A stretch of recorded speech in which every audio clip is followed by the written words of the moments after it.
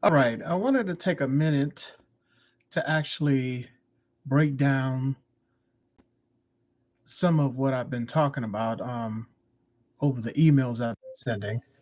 So I wanted to express thanks for everyone who's been listening or paying attention to the emails that I've sent in regards to the stretching, rest, and as well as hydration that is needed for your everyday wellness. So I wanted to take a minute of express how does each part work and then how do you put it all together.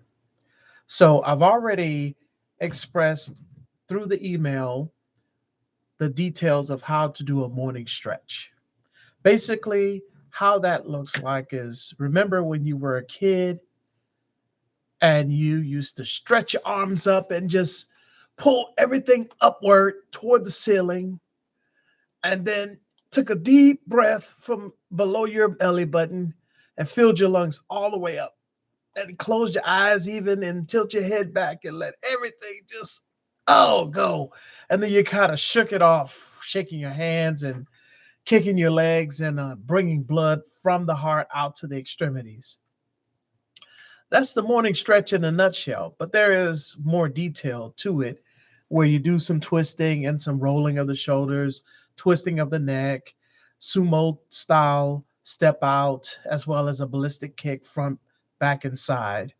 And I wanted to let you know that what the purpose of that is to first invigorate your whole body full of oxygen, and then as you exhale, you're putting everything out and letting the blood just pump out through all of your arteries and veins, returning and have the whole gas exchange. You're getting a full burst of energy. Why are you doing this? Well, that goes into how I break it down. But before we get to that, I want to express the importance of these three things, which I always talk about, which is you already know stretch, to hydrate, and to rest. So, the stretching, hydration, and rest from a massage therapist point of view is going to be the same as if you went to the dentist and they ask you if you brushed and flossed. So that's their lifestyle recommendations. The stretching, rest, and hydration is from a massage therapist point of view. Our lifestyle recommendations to you. Before I go into any further detail, these are just recommendations. I know already that you're going to probably watch part of this video, click it off, and not pay attention to it, maybe come back to it later. And you may try some of this for a short period of time and then pretty much give it a little 7 day trial and may give up on it. But I'm hopeful that you will continue to employ this and turn knowledge that I'm giving you into wisdom, which is the difference. Knowledge is only the information, wisdom is the act of using the information to your benefit. So, without further ado, let's continue. So, we want to continue with what is the hydration schedule look like. I want you to take in a minimum of 80 ounces. This looks like sipping water the whole day. You start the day off first with a 16-ounce bottle of water, which is equivalent to about 2 cups. You'll drink that very first thing after stretching. Okay. So that's the very second thing I guess you'll do is you'll drink the 2 cups of water and that'll start your day. After that, you can drink 2 cups of water or equivalent to that bottle every 2 hours. If you do this and you start your day at 6 a.m., you'll be done by 2 p.m. I've already did the math for you. You continue to drink, of course, or eat. You can eat uh, hydrated foods with your salads and soups and things of that nature. And that will add to your hydration until you get to about 2 to 3 hours before you get ready to go to bed. You want to stop. You may want to gargle some. If you feel like your mouth is dry, you can gargle some water and then spit it out just to hydrate your mouth and just make sure your palate is moist. But you don't want to drink too much water before bed, especially coffee. You should cut that off probably 4 to 6 hours before your bedtime so that the effects can dissipate. So that's 80 ounces of water, basically not asking much, 2 cups every 2 hours, and you're just sipping. Some shortcuts to figure out how much of a cup of water is. You could take a bottle, put a little mark on it where, like the 16-ounce bottle, you can mark it with a Sharpie and say that's the halfway point. Count how many sips do you take before you get to that halfway point. Now you know, no matter if you have the bottle or not, that if you've taken a certain number of sips, you've gotten a cup of water. Hydration is important to keep everything going because without hydration, there is no highway for the traffic of all the things that you eat and all the medicines and anything that you ingest to actually travel upon. If there was no water, there wouldn't be no blood flow. If there was no water, there'd be no you. So don't hate water like an old girlfriend or boyfriend or something like something you hate. Take it in. Take it in warm. Cold versus hot. I prefer room temperature, or you can even have warm beverages. Cold beverages will slow down some enzymes in your stomach as well as in your small intestine because your body has to take time to warm it up. So anytime you eat something cold, it's going to slow something down in your gut, and that's going to cause things to slow down. Maybe it may not cause indigestion, but it is known to cause certain effects that your body does have to take energy from its reserves in order to warm whatever you eat that is cold. So, warm to hot beverages. Now, let's move on to what does it look like for rest? Well, I came up with a very simple definition for rest. Rest is not sleeping. Sleeping does not count. This is during your actual cognitive awake 10-hour plus hours that you, from the moment that you wake up from sleep and you actually start your day. Okay. So you need roughly 30 minutes of rest. What does that look like? Well, that is like prayer, meditation, or just a moment of peace. You could just be sitting still and just breathing. You could go out for a walk, walk the dog. Um, it is not reading anything that is not thinking. That's basically my definition. Your mind is going to be as blank as this. Well, this is a reflection, but as black as this screen. No thoughts, no activity. So, what gets more rest than you? Well, I just showed you one item: your smartphone or your mobile phone and your car. Because I can imagine if you're watching this video, your car engine is not running right now. So if we buy objects and we let them get rest, how come we don't? What happens if we don't get rest? Well, I'll show you. If you don't rest, you're going to end up like this, okay? Which is just a busy, busy treadmill or a hamster wheel. Notice there's no breaks anywhere in this circle. It's where everything runs together. And that's what you'll look like. Basically, inside your head today and yesterday have no difference. There's no barrier, there's no border, there's no black line, no edges, nothing that distinguishes anything from anything else. Also, that causes you to have foggy brain where you forget things. Short term memory and long term memory, you can forget it, toss it all out the window because it's all meshed together. I'm taking this long period to give you longer than 5 minutes than I my usual time to give you this information because I wanted to put this all together. So we've covered hydration, we've covered rest, and I would be remiss if I did not mention this. A lot of people say to me, "Hey, I can't rest. I can't stop thinking." Well, you need to practice mindfulness. So let me give you a taste of mindfulness. It's very simple. If your thoughts was this bottle, okay? If your thoughts were in this bottle, it's basically the only way for me to get the water out of this bottle is for me to engage with it. I have to take the top off and I have to drink it. Excuse me. Okay? That's the only way I can engage with this bottle. That's the same way with your thoughts. Okay? You have to engage, you have to pick it up, you have to You have to basically become emotionally or cognitively, where you start to solve things, engage with it. That's the thinking portion.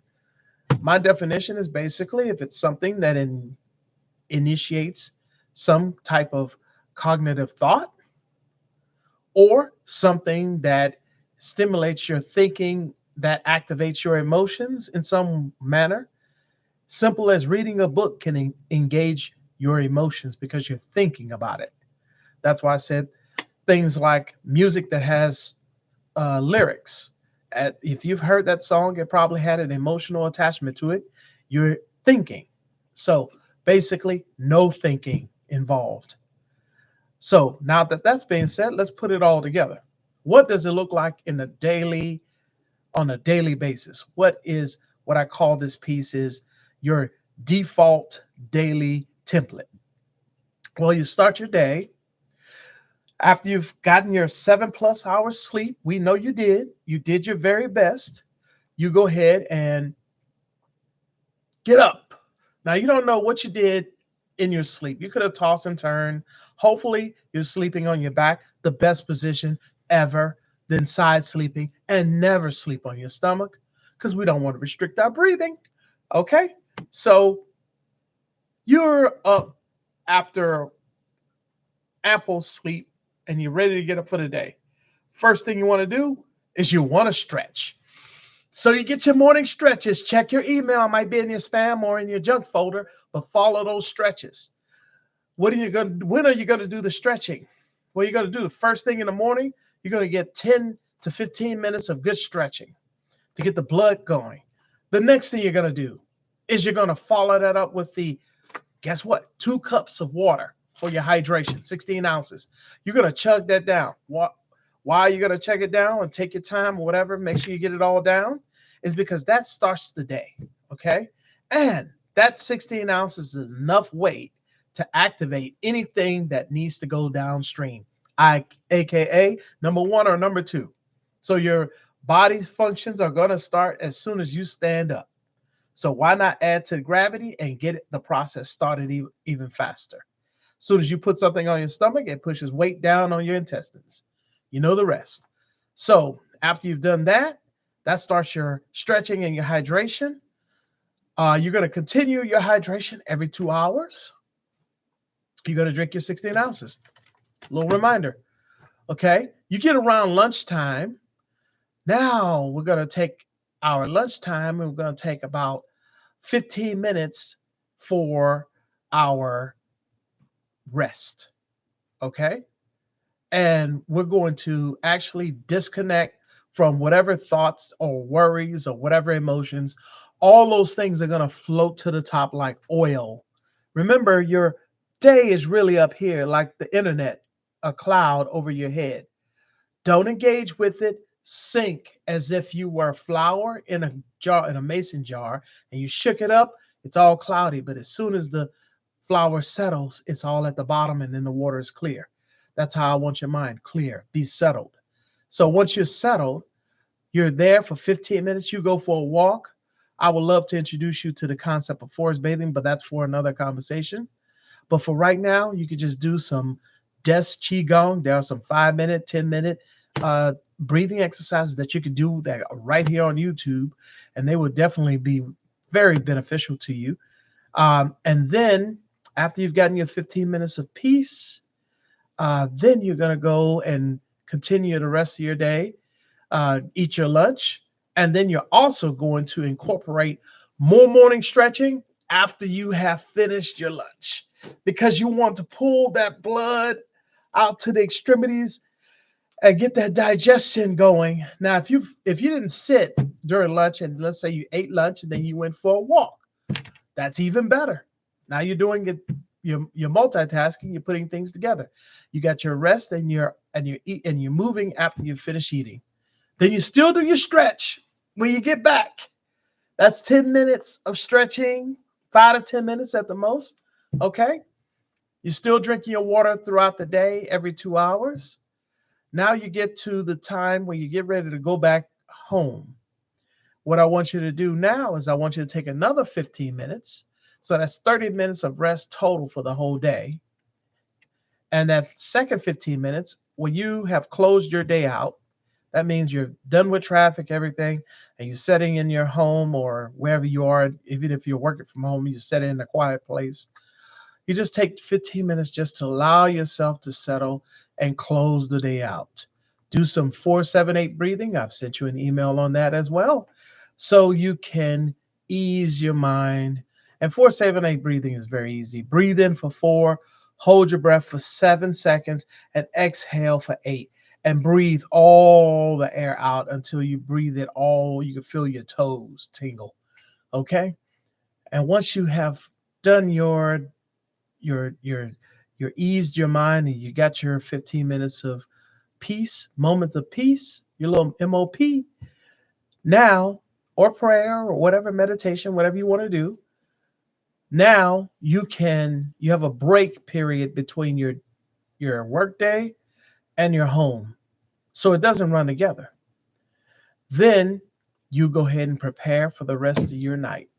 You do whatever you want to do. You'll get entertained. You want to watch TV, whatever. But I would definitely tell you for etiquette, or if you want a sleep routine that definitely works, is make sure you turn off all the lights before you lay down.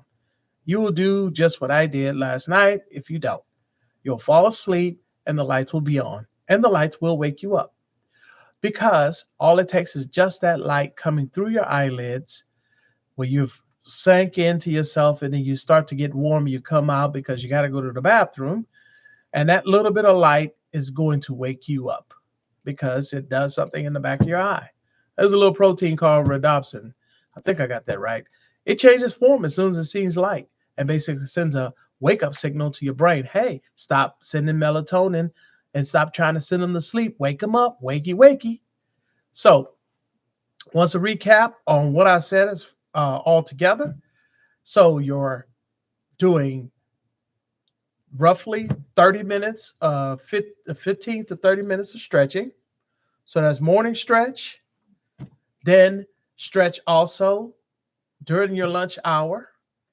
Your hydration starts in the very beginning of the morning, 2 cups at every 2 hours for up to 80 ounces at least. You want to keep sipping until you finished up your 80 ounces. Now, I know that's a little bit difficult if you're an Uber driver or if you're someone that works in a classroom, hospital, or somewhere you can't get to a bathroom as quickly as possible. But I would tell you that you cannot function without proper hydration. Just cannot happen. So continue hydration and don't forget your rest because the rest is most important so that you don't end up as a buzzsaw of a treadmill or hamster wheel, circle of worry, bundle of yarn that just can't, that's all in knots and you just can't get out. You don't know if one day from the next or what happened, whatever. See, if you're resting properly, you can pay closer attention to things and things become a little bit clearer for you. So I hope this was helpful. I will send an email out with some of the details laid out in a more organized fashion. But I just wanted to give you the audible version of this video as well and take the time to lay this out in a simple foundation. I think it's simple enough for the hydration, the stretching, and the rest. If you have any questions, feel free to reach out to me. You know how to reach me, and hopefully, my emails and my videos have been helpful. And please take me out of your spam and your junk folder. And I look forward to talking to you in the future on how to improve your wellness overall. As I get more information, I will educate you. Reach one, teach one. Have a blessed, happy Mother's Day to all the mothers that are out there. And I'll see you next time.